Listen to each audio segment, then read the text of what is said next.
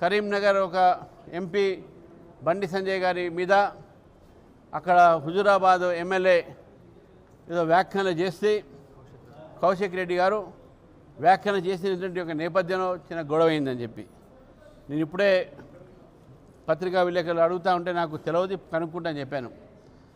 దీని నేపథ్యం కూడా మనం తెలుసుకోవాల్సిన అవసరం ఉన్నది. బీఆర్ఎస్ పార్టీ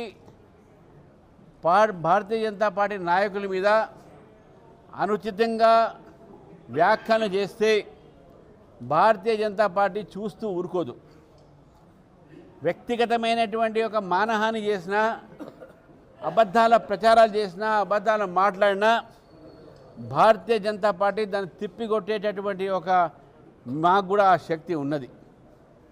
ఈరోజు గతంలో మాట్లాడినటువంటి బీఆర్ఎస్ నాయకులు చేసినటువంటి వ్యాఖ్యలను కూడా గుర్తు చేసుకోవాలి. అప్పుడు ఏదో పోనీలే అని చెప్పి ఊరుకుంటే మళ్ళీ అదే మాటలు మాట్లాడుతున్నారు బీఆర్ఎస్ నాయకులు. మరి దానికి తప్పకుండా రియాక్షన్ ఉంటుంది. ప్రజాస్వామ్యంలో బాధ్యతగా మనం మాట్లాడాల్సిన అవసరం ఉన్నది. తెలంగాణ వచ్చిన తర్వాత మీ భాషలు మీరు కొత్త కొత్త భాషలు ఈరోజు తీసుకొస్తూ ఉన్నారు. వ్యక్తిగతమైనటువంటి ఆరోపణలు చేస్తూ ఉన్నారు.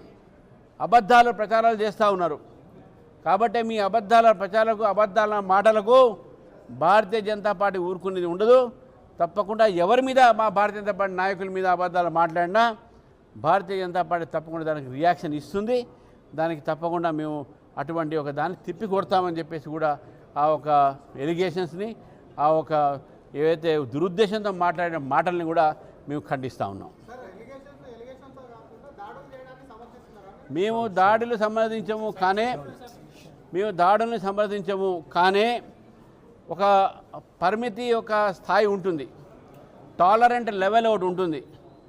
వ్యక్తిగతమైనటువంటి ఒక మానహాని చేసి, ప్రజల్లో ఒక తప్పుడు ప్రచారాలు చేసి, డిఫెమేషన్గా మాట్లాడే వ్యక్తులకు మరి కొంతమందికి వారికి శిక్ష ఏ విధంగా ఇవ్వాలని చెప్పి కార్యకర్తలు స్వతహాగా వారు నిర్ణయం తీసుకున్నటువంటి ఒక యాక్షన్ మాత్రమే కానీ పార్టీ ద్వారా ఎక్కడ కూడా ఈ యొక్క దాడిని మేము ప్రోత్సహించలేదు, ప్రోత్సహించం కూడా.